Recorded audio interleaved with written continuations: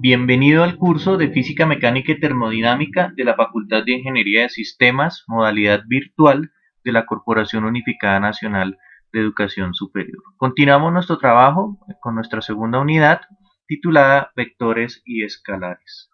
Anteriormente vimos cómo la física estructura lo que son los sistemas de medidas para poder diferenciar unos fenómenos de otros y cuál es el origen en sí de lo que es el sistema o el manejo de las unidades en la física.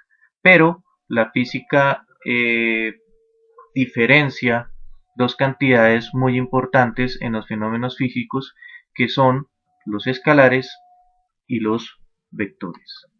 En este mapa podemos observar cómo es el manejo a partir de aquí, de este puntico que se llama cantidades físicas.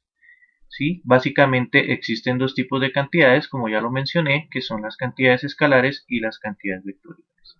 Las cantidades escalares de la física básicamente son cantidades que no necesitan ser direccionadas y que se expresan por medio de un número y una unidad.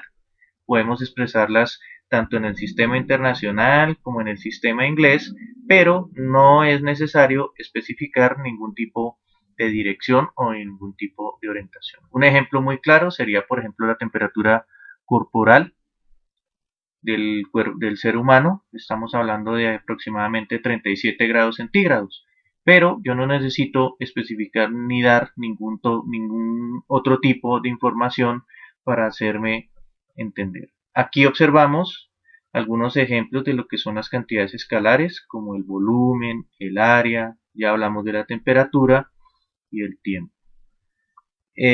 Más abajo, aquí podemos observar, ya llegamos a un punto muy importante, que son las cantidades de tipo vectorial.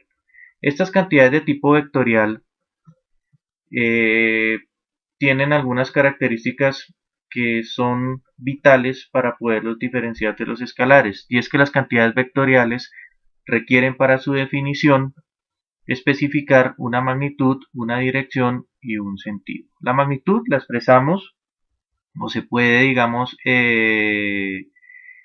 expresar por medio de números o utilizando cualquiera de los sistemas de unidades.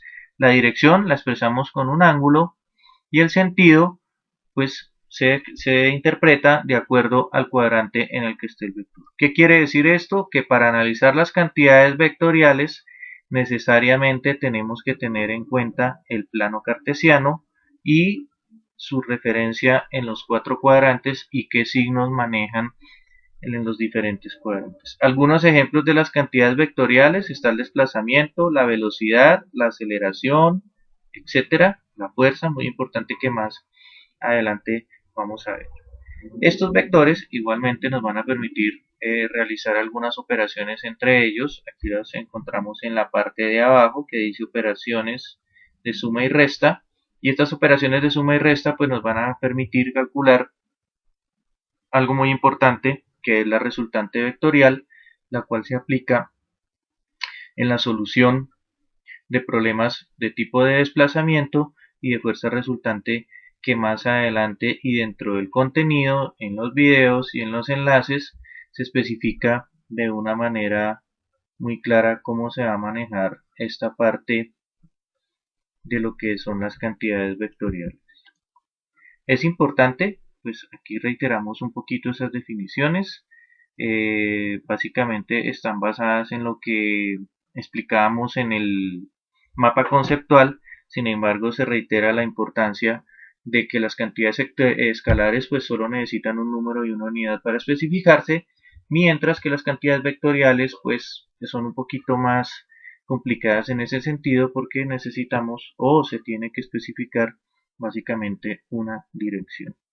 Aquí tenemos un diagrama de un vector con las tres características que se mencionaban, entre lo que es la magnitud, la dirección, el sentido. Básicamente el vector es una representación gráfica por medio de una línea y una flecha de un fenómeno físico. Por ejemplo, podemos representar un desplazamiento, una velocidad, y más adelante usted se dará cuenta que en el capítulo de estática pues la mayoría de las fuerzas se van a representar de tipo vectorial. Igualmente en el capítulo de los movimientos. Por último, aquí le presento en un diagrama rápidamente cómo es que se realiza una descomposición vectorial de un vector. Básicamente el vector para su estudio se debe enmarcar dentro de un plano cartesiano y ahí observamos pues que él va a tener, como tiene un ángulo de inclinación con respecto al eje X en el gráfico del lado izquierdo, podemos ver que con respecto al plano cartesiano él tiene dos componentes. Te reitero, por favor, revisar lo que son los enlaces, los videos, las presentaciones que se les suministran, igualmente buscar información en internet y en libros, y recuerde que estamos para su entero servicio y disposición. Muchas gracias.